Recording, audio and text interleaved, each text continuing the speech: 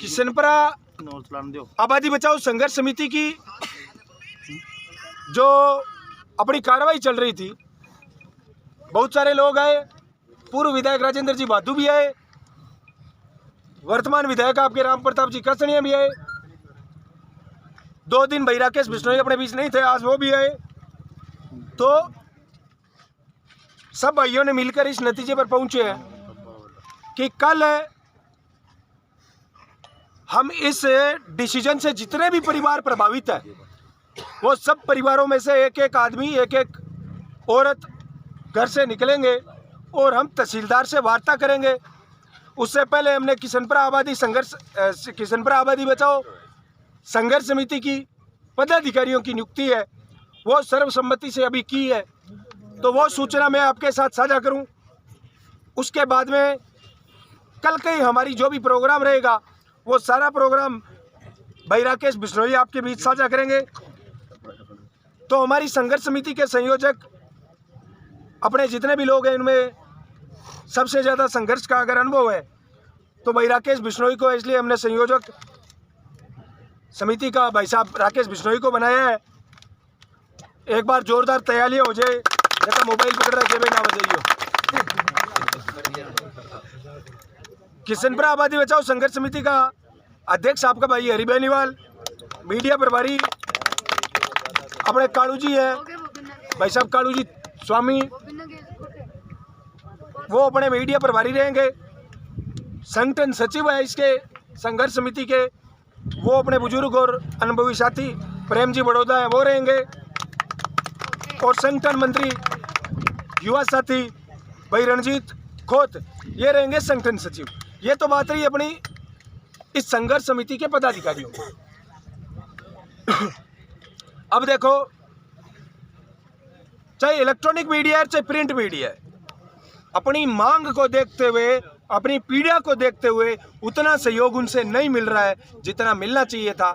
इसलिए सारे नौजवान साथियों से हमने कहा भी आप अपने अपने मोबाइल से लाइव हो जाओ और इस सूचना को ज़्यादा से ज़्यादा लोगों तक पहुंचाओ।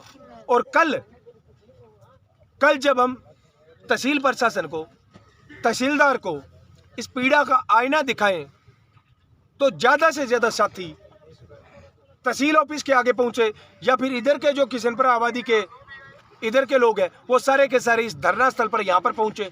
यहाँ से हम पैदल मार्च करेंगे और तहसील कार्यालय पहुंचेंगे। साथियों, इन सारी चीज़ों का समाधान जो है, इन सारी चीज़ों का समाधान, कोई आपको आंकड़ों में उलझाएगा, कोई आपको कानून में उलझाएगा, कोई आपको तोड़ने की कोशिश करेगा, कोई कहेगा असंभव है। लेकिन जहां पर जनता है वहां पर सब कुछ संभव है। अगर एक इंसान, एक नागरिक गलती करता है तो लोकतंत्र में उसको पेनल्टी लगती है, उसको हर्जाना देना पड़ता है। उसी प्रकार इसी लोकतंत्र में अगर कोई प्रशासन संवेदनहीन तरीके से लोगों पर ज्यादती करता है, तो प्रावधान उनके खिलाफ भी है कि सजा उनको भी मिलनी चाहिए, जुर्माना उनके ऊपर भी लगना चाहिए। हमें खुशी है कि हम सब एक होकर इन 500 घरों की आबादी को अतिक्रमण की कार्रवाई से बचाए हुए हैं 2 दिन से। लेकिन अफसोस साथ ही साथ इस बात का है कि जिन 40-50 घरों से छत जो है वो तोड़ी, जिनके घर तोड़े, उनका सामान आज बाहर पड़ा है। मैं उन लोगों के घर पे जाके वहां पर देखा, मैंने अपने विधायक जी राम प्रताप जी कसनिया अभी आए और बोल रहे थे आप घड़ियाली आंसू बहा रहे हो। गरीब के दर्द का एहसास अगर इंसानियत आप में है, तो इंसान और जानवर में अंतर इतना ही है कि इंसान घर बनाकर रहता है और जानवर बगैर घर के रहता है। और अगर उस घर को, अगर इंसान के घर को छीन ले और जिंदगी जानवर जैसी कर दे, वहां पर अगर आंसू नहीं आएंगे, दर्द आपको नहीं होगा, तो इसका मतलब या तो आप इंसान नहीं हैं या फिर आप ढोंग कर रहे हैं। तो मेरा आप सबसे यही अनुरोध है, चाहे मोबाइल पर देख रहे हो और चाहे यहाँ पर खड़े हो, आज इस पीड़ा के अंदर जिन लोगों के घर टूटे हैं, हमारी पहली मांग ये रहनी चाहिए कि सूरतगढ़ में ऐसी कार्रवाई करने से प्रशासन 100 बार सोचे आइंदा भविष्य के अंदर। इन पीड़ित परिवारों को दोबारा से पुनर्वास की व्यवस्था खुद प्रशासन करे। मजबूर करना है हमें प्रशासन को, ताकि भविष्य के अंदर किसी गरीब की छत को उखाड़ने से पहले प्रशासन को 100 बार सोचना पड़े। अब बाकी की जो प्रशासन के साथ कार्रवाई रहेगी और किस प्रकार से हमें इस आंदोलन को मजबूत करना है, किस प्रकार से कल हमें कदम दर कदम उठाने हैं, वो सारी सूचनाएं हमारे साथ हमारी किशनपुरा आबादी बचाओ संघर्ष समिति के नए संयोजक भाई साहब राकेश जी बिश्नोई आपसे साझा करेंगे। और इससे पहले सारे साथी जो सोशल मीडिया पर देख रहे हैं बातें, उन सबसे मेरा अनुरोध है कि इन चोरों को बेनकाब करने का आपके हाथ में मोबाइल सबसे बड़ा हथियार है। मानते हैं कि आप कुछ नहीं है। बहुत सारे साथी कहते हैं कि भाई जी की घर फोड़ दिए तो मैं क्या करा, थे कि कौन कर उसको, MP को नहीं, MLA को नहीं, अधिकारी को नहीं, लेकिन थारा हाथ में जो को मोबाइल है वो बहुत तकड़ो हथियार है। इन पर शेयर बटन दबा गए थे आप पापा ने उजागर करोगा तो ये आगे ध्यान रखेगा इन बात ने कि अगर कि घर उजाड़ छा तो अपनी बेइज्जती होगी। ने तो बेइज्जती उड़ रही तो क्यों कौन रहे, अरे बेइज्जती ये मोबाइल हुई थी और क्यों वही कहानी। सही है। तो भाई साहब राकेश जी बिश्नोई पूरी जो व्यू रचना है वो आपके साथ साझा करेंगे। समिति के संयोजक राकेश जी बिश्नोई। बहुत बहुत धन्यवाद भाई हरी बेनीवाल। सारे साथियों से निवेदन है जो सोशल मीडिया के माध्यम से जो सुन रहे हैं, चाहे वो छोटे तहसील के अंदर रहता हो, शहर के अंदर रहता हो, ग्रामीण इलाके में रहता हो, चाहे हमारे ज़िले में रहता हो, चाहे प्रदेश की किसी भी कोने में रहता हो, असल के अंदर जो आज जिस मुद्दे को लेकर हम बात कर रहे हैं या बैठे हैं, पीछे माताएं, बहनें, छोटी छोटी बच्चियाँ हमारे साथ में बैठी है, नौजवान साथी बैठे हैं। मैं सबसे पहले सोशल मीडिया के उन साथियों से कहना चाहता हूं कि ये दरी और टेंट उस जुल्म के खिलाफ लगा है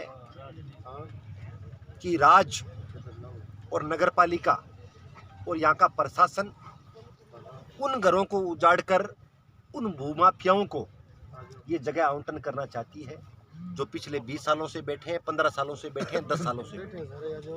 और इस घटना में एक आपको ऐसी चीज़ भी बताऊंगा जो इस प्रदेश के लिए शर्मसार है, इस राज्य के लिए शर्मसार है, इस प्रशासन के लिए शर्मसार है कि जिस घर में 5-7 दिन की बच्ची हो, किसी बहन ने अपने शिशु को जन्म दिया है, उस घर में 5-7 दिन का बच्चा है, उसका भी आशियाना इस राज्य ने, इस हुकूमत ने, यहाँ के प्रशासन ने तोड़ा है।